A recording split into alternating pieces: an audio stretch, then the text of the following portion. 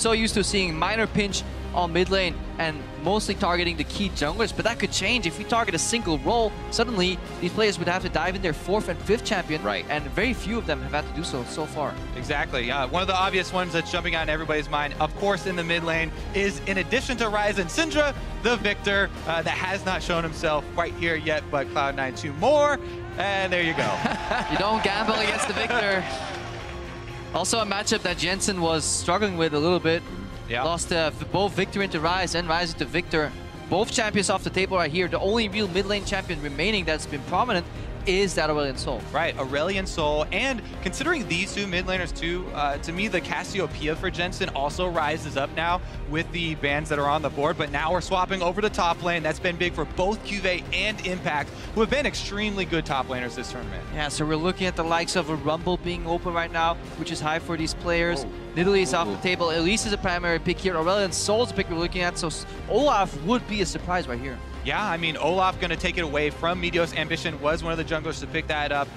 We'll see what they combo it with, because you definitely want some more speed. The Karma is available for them. Sivir is always an option, though very rarely used. And as I said, the Jhin, I think, very high in priority, maybe even early pick here for Cloud9. Could easily be a Karma Rumble here in first rotation too, you know, solidifying that early Rumble pick, always having pressure for Impact in the top lane. Neither of these junglers really visit top all too often, so that could definitely favor towards a priority on the Rumble. Seeing how many picks are actually contested between these teams really doesn't, it's a mind game of they're taking it away plus getting the champion that they want. Already happened with the Olaf. The picks and bans are basically shared by both teams as well. You could have seen those bans from either side. And we'll see them throughout the rest of this best of 5. What will they go with? Will it just be kind of a sneaky pick, not showing too much? It is going to be that Caitlyn lock-in, and they do grab the Rumble. As we mentioned, also along with the Jhin, Caitlyn very strong with the extra range down there. We'll see if they combo that with one of those long-range poking supports as well, because we've seen the Zyra. Karma can also be flexed there, no hesitation. There's your extra speed for, no more for the Olaf. Yeah, no more flexing. Lock.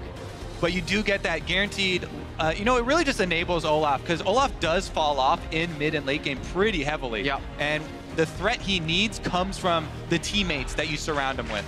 I love this pick that Samsung did, though. Just instantly, Cloud9, what do you got? What are you thinking about? Yeah, right, they have to be prepared. They must have ran a million pick and pass scenarios in their preparation. I think that's really good research by Samsung, because that was one of the things that we mentioned as well. Jumping right to the front of your mind as you see the bans on the table is the Cassiopeia for Jensen has been his go-to. He likes to be the backline, very high DPS AP from the late game. But historically, Aurelion Sol into Cassio has seemingly been a decent matchup.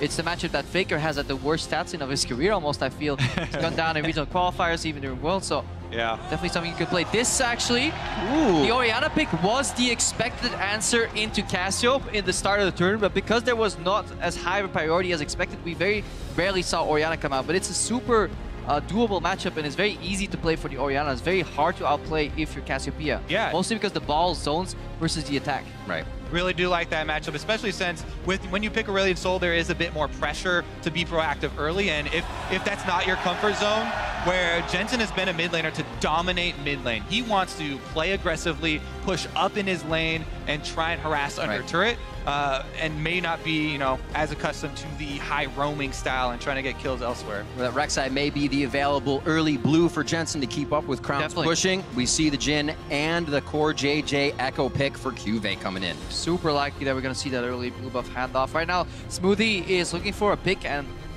combined with Meteos, that's pretty much the engage for C9. So they need to draft at least a combination of 2 champions that can start fights or at least facilitate those engages, because their mid games have been very slow. And that might be why they're still going for this Alistar despite having a range support against them. But that unit, that Caitlyn Alistar, is more than fine alone in the bot lane. Exactly. The Caitlyn Alistar is actually one of my favorite combos of ranged melee bottom lane, because you have the threat of comboing the Alistar all-in with a trap. That just provides so much setup for a jungler.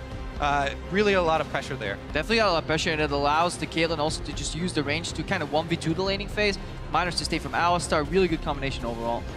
Ignite is fight lane. Smoothie's got it locked in. Meteos could, again, we've seen him in previous games, come to that bottom lane, get the flashes blown, and at least give Sneaky and Smoothie a way to get through the lane quite easily. Also, I really like the Rek'Sai passive pickup for Cloud9 because they have actually struggled a bit with the vision, especially towards the mid and late stages of the game where they start to fall off. Rek'Sai is going to provide a lot of extra intel for them. We'll see what they're able to do, though. Game number 1, and everybody is getting amped up. Hard to believe we've already been through 2 weeks of games, and there's already more to come here. The coaches say good luck one last time to the teams and each other as we're about to be on the Rift. And I just want to say I love this venue. It's built for acoustics. We can really feel like when the fans are cheering, despite a lower number than we had in San Francisco, it is loud in here. I really love it when you can actually feel the audio. Oh yeah, it's heating up in here. We still have chills. Let us know who you are backing. Tweet at LOL Esports. Good start. With the hashtag SSG win or the hashtag C9 win. We'll tally the vote in game as usual. The crowd is ready at home in the Chicago Theater. Samsung Galaxy and Cloud9. Looking to keep their hopes alive here in Worlds 2016. We're about to be on the Rift. Yeah. And despite what the signs in the crowd were saying, they're actually running it down bot lane right now. You'll see it once we zoom out.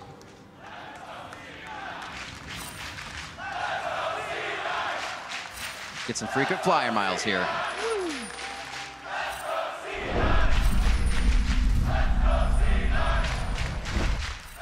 The crowd is behind him. It is home turf, and the game has begun.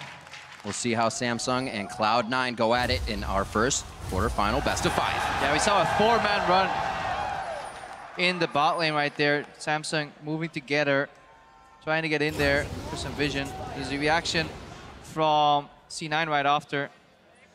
Yeah, I think it's highly likely that the Samsung bottom lane will go to interrupt the Gromp, but Cloud9 have placed their defensive ward already. As soon as Samsung walk over, up through the river, they'll see him coming, and this bottom lane should probably just have both of them start with outside camp. You really want to do that with the double range to try and abuse the ranged and melee as soon as you can. Top side start for both junglers, though, and Cloud9 do have vision on the Olaf. I wonder if we're going to see Ambition take advantage from the fact that Meteos is so predictable in his pathing on that Rek'Sai starting top side and then handing off to blue. You know, very well could do that on the Rek'Sai, but also if you've set a pattern and people are expecting you to go very passive, Olaf is one of the jungle champions that you can actually attack in the jungle because he likes to get low for the quicker clear, and you can try and surprise him, you know, maybe get a summoner. Meteos, though, usually going very, very safe in the early game, trying to get farm advantages as opposed to pressuring. And I want to delve a little bit into the mid lane pick of why Orianna is such a good pick into Cassiopeia. It's because Cassiopeia always stacks straight. It's the Q into E combo, walking up. Orianna doesn't really get punished too much from Miasma. Early on, there's good base damage, but once you hit like level 3, 4, 5 on Orianna, she just puts the ball forward, and Cassia will get punished and slowed every time she walks up to finish a trade. That will make it so she can't stack multiple E's on you, you can disengage, and then at level 6, there's always the looming threat of an Orianna ultimate. There it is. You talked about predicting the slow route there. Cloud9, Meteos is going to be able to get his blue, but what you deny is the blue handoff. Definitely so, but he does still have a super fast clear doing this path, and Ori as a champion is fine farming, a little bit pushed in early.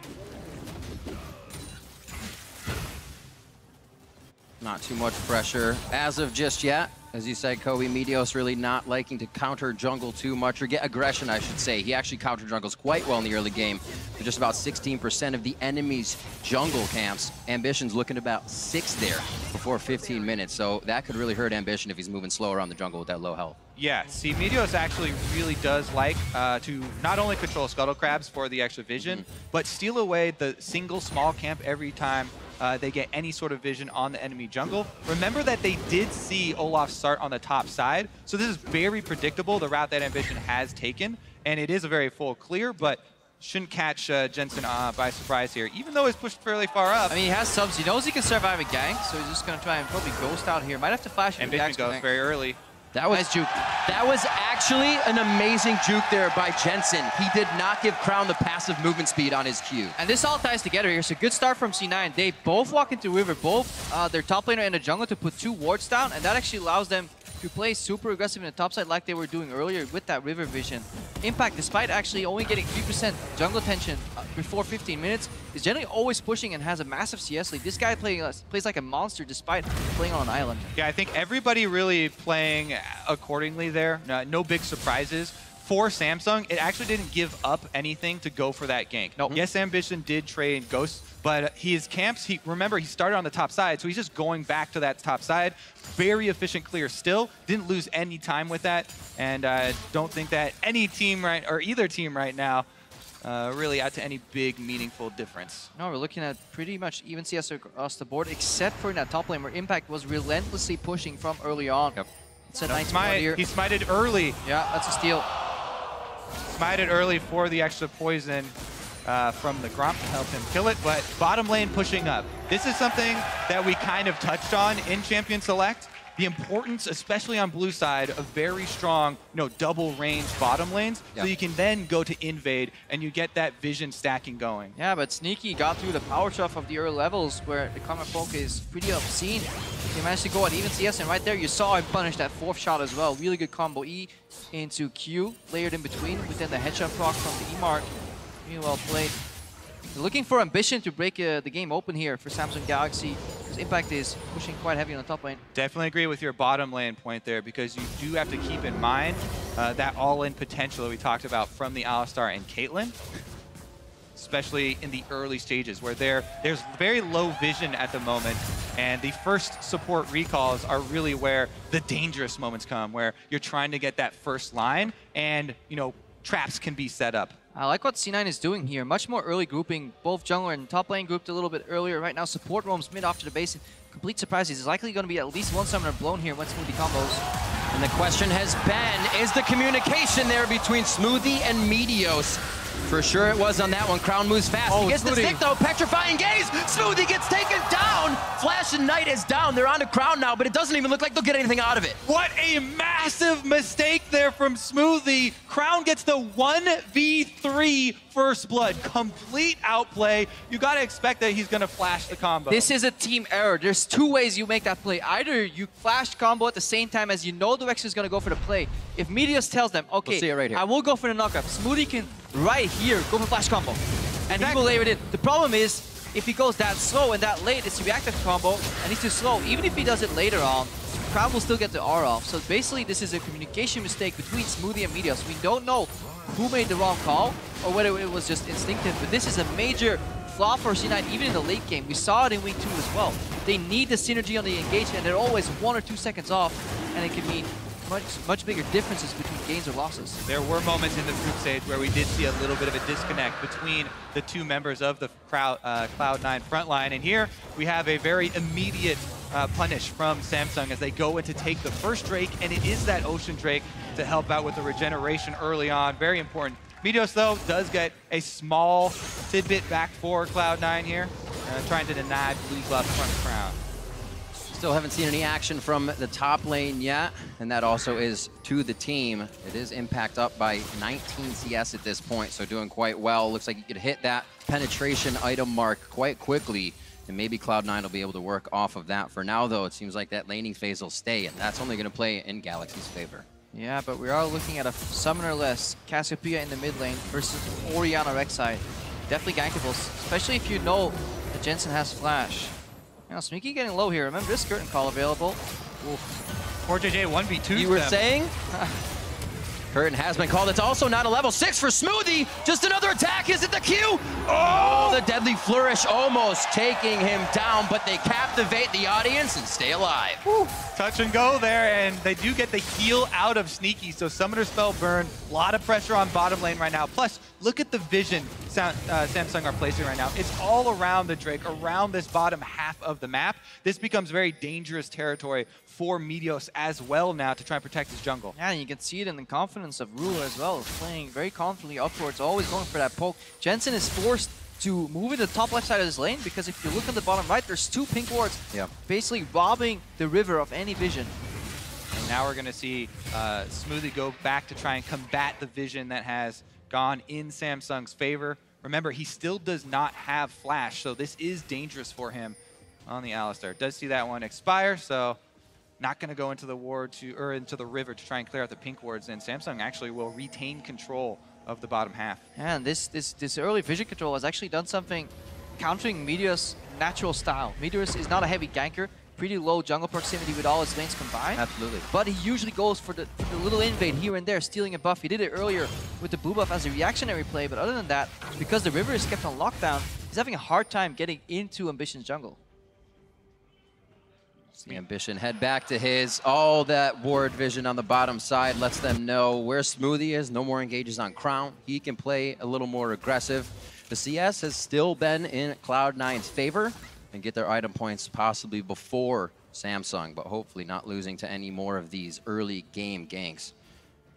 It is Samsung that has the shortest time coming out of those group stages, and right now they are looking like they can put a pretty powerful fist on the early game here. Yeah, and Crown must be happy with the way that early game is going. Well, this is a player that ramps up past 15 minutes. The biggest gold lead increase for him comes from 15 to 20, so he has a relatively steady early game, but then he goes off, and he already got donated or outplayed. He definitely played that super well, by the way. Yeah. First blood. I mean, we continue to point out a whole bunch of times where the enemies of Samsung, the opponents, make mistakes around the mid lane, and he continually punishes them. But over and over again, I mean, we saw it against RNG as well. Xiaohu, you know, flashing forward onto Malzahar to try and pick up a kill there. It always seems that Crown does not make these mistakes and comes up with the extra kills. Ambition down bottom lane, though. Sneaky caught up. Exhaust goes down. Oh, he doesn't even, yeah, it was the undertow that takes him down. I didn't think Ambition was going to get there in time. Meteo's just on the edge. Shockwave in the mid lane. Petrifying Gate of Jensen. He flashes the ball. Jensen comes up with a clockwork wind-up. And this is exactly the matchup that we were talking about. Orianna is so strong 1v1. Despite the first one, Jensen still gets a kill. He failed the ulti cancel just by a hair. Tried to show his booty to Crown, but it was still enough, and he gets the flash again. Exactly, where Crown tried to flash the ball. The bottom lane gank one more time. Exactly, they're going to continue to be aggressive down here. Now, Smoothie had a really good headbutt there to break the tether, but didn't matter because Ruler landed the snare.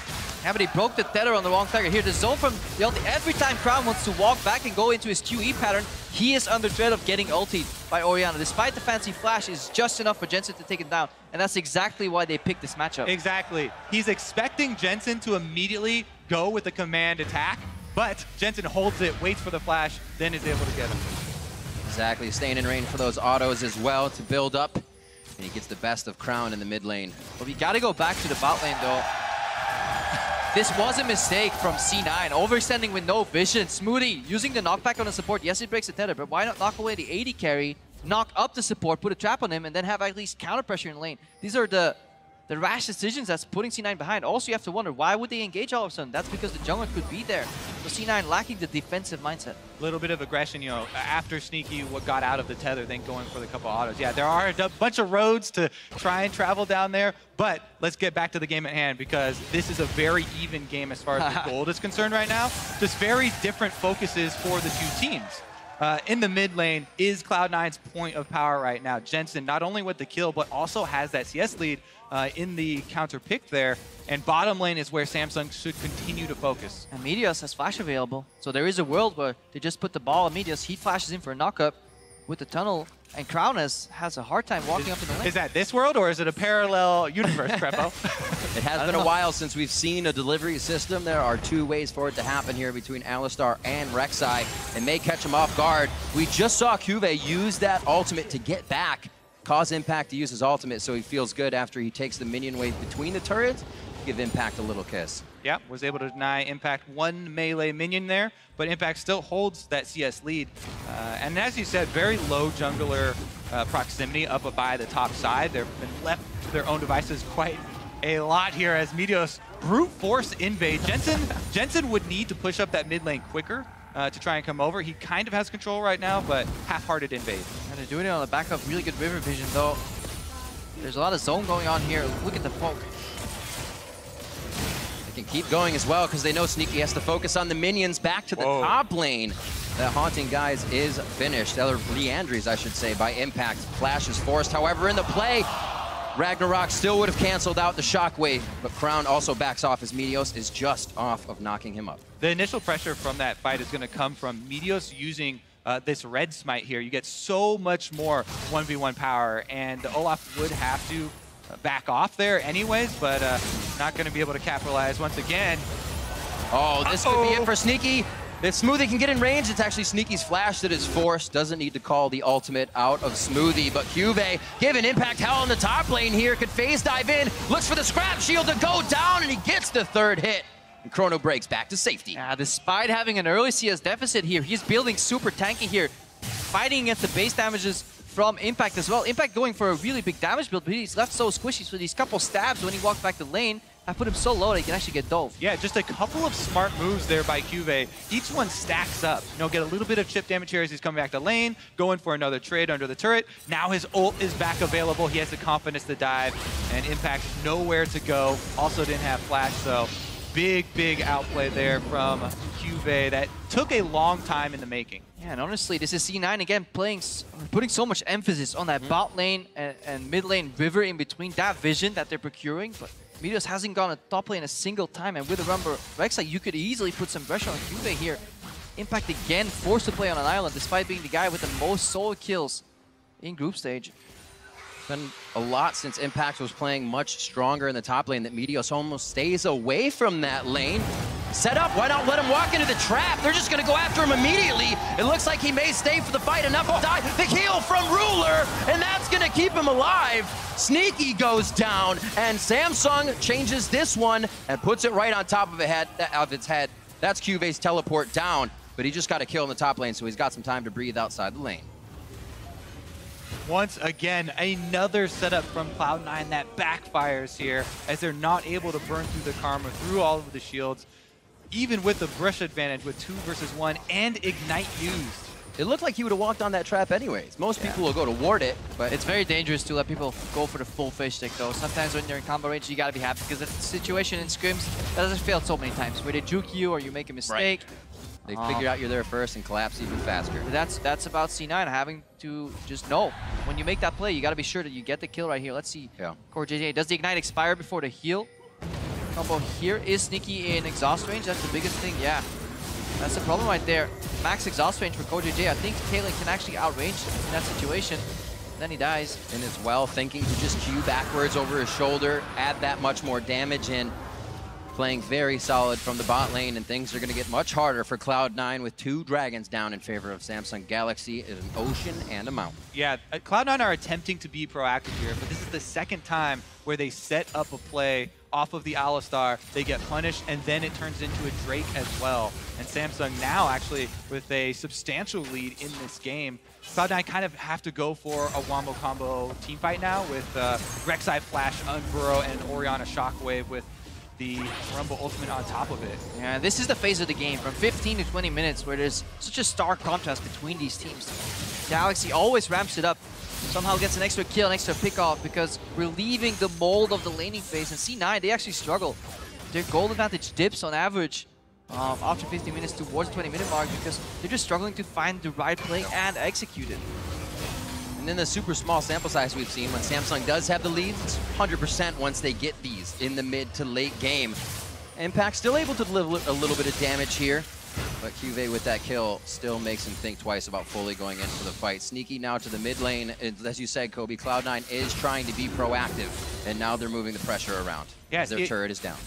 They're in a very rough position because their first turret went down without any sort of answer here from Cloud9. So they've lost so much territory on the map. It forces their AD carry and their mid lane AP carry to also fight for farm. And this is one of the most difficult things for teams as they struggle through the mid game. You kind of have to wait for Ruler to deliver all these minions up to a safe spot. Meteos gets hit here. He should just be able to tunnel out of this one. Not much help. There we can see Jensen giving him, already shielded him out and then move the ball, but now they know they can keep going. Mid pressure is going to be theirs, and Cloud9 is getting suffocated in every lane. Sneaky goes down on the bot side. Yeah, it all started with pushing bot and top lane, but it was Jensen in the mid lane that could hold his own, keep Crown back. But due to a couple of mistakes here, Crown is getting strong enough with the added pressure from Ambition to really spearhead the mid lane pressure, and suddenly C9 find themselves pushed in all 3 lanes. Exactly. No pressure left at all for Cloud9, and they're going to have to go into defensive mode, use defensive vision at the moment, whereas Samsung can pick any point of power right now. Man, Ruler with the Jin hits every single ultimate shot.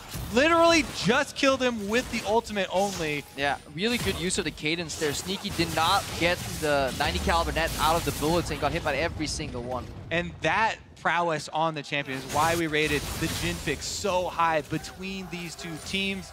Samsung really using it effectively. And Cloud9, the underdogs, trying to make a comeback. But again, it all stems back to the early game. Yep. It is Samsung Galaxy correctly capitalizing on some of the windows of opportunity left open by C9. If this is an even game, that doesn't work. But Samsung so good at snowballing minor advantages. They're considered a very slow team, even in the LCK. They could always close games, but they didn't have the strong enough early game to really break it open. That's why they were struggling against top teams. They never beat the likes of Rox, SKT later on in the season. They only beat them in opening week. They had 2 games, I think, where they beat the Rox Tiger. After that, they only beat teams below them, but consistently so.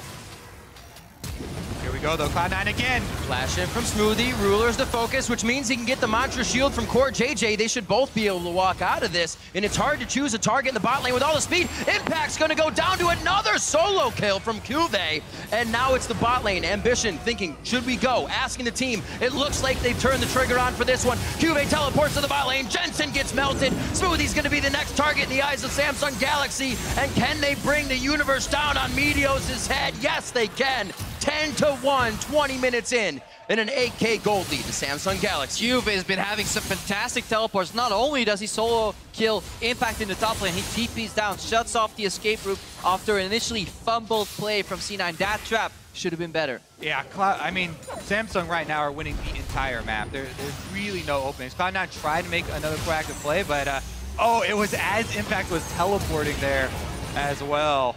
And Cuvee comes up with the solo. Yeah, solo kill, Impact trying to join this fight. It all went wrong because that trap on the left side of your screen right there was supposed to combo. It was supposed to be Alistar combo into the trap, but it was placed ever so slightly, a bit too much to the right. So when Meteos joined in for the knockup, they let the Jim escape. Ruler got away, and then he had back-end damage in that fight, which means a complete ace whitewash for Galaxy. Looks pretty busy over at that Baron site. 21.5 minutes in. It is going to be the ward. Smoothie may not be able to do much. Meteos is just too far away.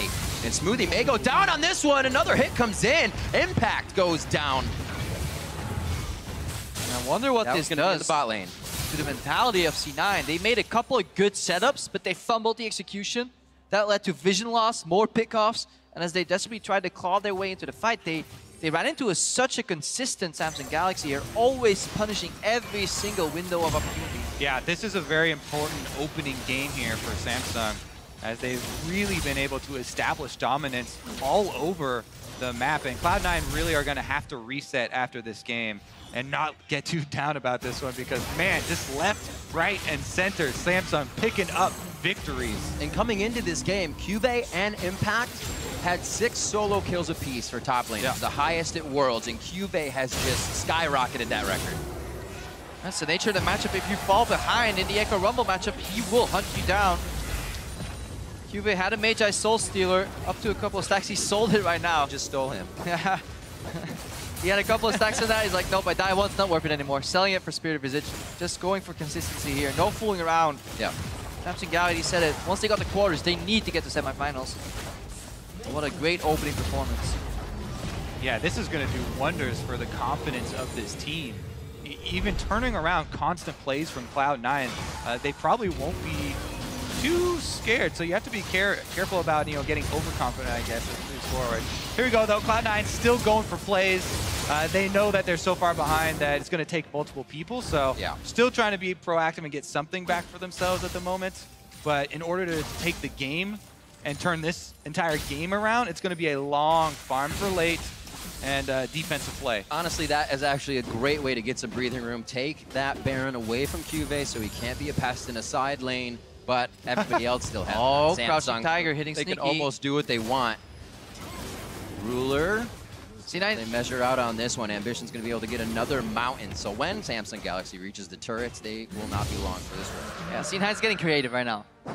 They know they're not winning a 5v5, so they're hiding their AD carry in brushes, hoping somebody face checks. Looking for the silver line. Looking for the answer. If you're in a position like this as a team, you know you're likely lost this game, but it's sometimes okay to just play it out slow and reset your mentality because this is a best of 5. It's a marathon, not a sprint. One of my favorite games of World 2014, I believe, was high on the Zed. Oh, After they were so far behind, just still, going for these sneaky plays to try and, get something back for themselves, even if it's a little bit too late. As Samsung move in, trying to take the inhibitors down, and Cube still on the 1v1 with impact. Almost getting worse and worse for that top lane. Bot inhibitor's gonna go down. Cube may be able to solo that one in the top himself. Smoothie giving the team a little bit of room to work with. A great shockwave. Samsung Galaxy gonna have to think twice, but so will the rest of Cloud9. Jensen's almost out of mana. Can't dance this one out too much more. He hasn't really gotten any of his blue buffs this game. They are being denied resources and objectives all across the map, and this may be another very fast game from Samsung Galaxy. yeah, super clean closing here. Jensen doing what he can, but it's not enough. Doesn't have enough ability power to supplement Shockwave combo here. First Nexus turret is falling. Looks like it could be number 2. Exhaust to Meteos. Meteos is saying walk this way, but he can't even get out of the base for them to follow him. He's going to come up with about a quarter health here. Crown should be able to do the work with Ruler there on his last bullet. Reloading as they head to the Nexus turrets. Impact throws down the equalizer. Says you want to walk in, here's the red carpet, and it looks like he's going to start cooking up some dinner. First one was Crown. Can he find any more? Ruler is down. Now Sneaky trying to get back to the base for Solace, but Cube ties his shoes together, takes him down before he can get there.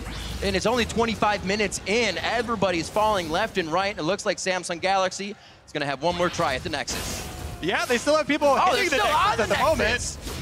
When you don't know when to leave the party, you keep staying, and you start to become the troublesome one. That's Cube right now. It is Ambition that went down. Cube, a few more swipes, just a few more HP as well, and they silence him. Just a few hundred HP short of a down Nexus. Cloud9 stand still. 26 minutes into this game. They're still going to put up the defense, though. Like we said, defensive vision, I mean, you know where they're coming, though. Samsung are just going to go straight back to the Nexus. Rally caps on for everybody in the audience. Sideways, inside and out. Tenacious looking deaf in the eye. Not today. Well, maybe today, but just not right now. Maybe 5 minutes from now. They're stalling out. As long as they can keep fighting, it's all about the mentality right now. It's about the mental reset into game 2, and that is something C9 have done well in the past. You're no strangers to reverse sweeps. Yeah. It's a long combat. You got to keep believing. It's true. You can't let one opening game affect the next one here. But man, yeah, Samsung gonna walk right in, take down the inhibitor number 3. And Samsung, we gotta praise them for how they punish the mistakes, but we can go back and look at this game. What if the plays that C9 made actually worked? What if that flash combo with the flash knockoff worked? Right. What if that first gang connected? What if Jensen could start snowballing, could really start leaning in this Orianna versus Cassiopeia pick? This would be an entirely different game. Everything that Samsung is doing right now causes Cloud9 to instantly react. Semi-ults, flashing forward. Cloud9 has to act immediately, looking for the kills as well as the Nexus. It's going to be Cube as well, going for one more kill. They turn around. It's the last few hits. 27-27 for your first game of Samsung Galaxy, taking out Cloud9. And we were wondering what would happen when the team with the longest game times on average met Samsung Galaxy, who had the quickest wins across the board. Well, pretty fast win here for Samsung Galaxy. Very, very impressive from Samsung this game.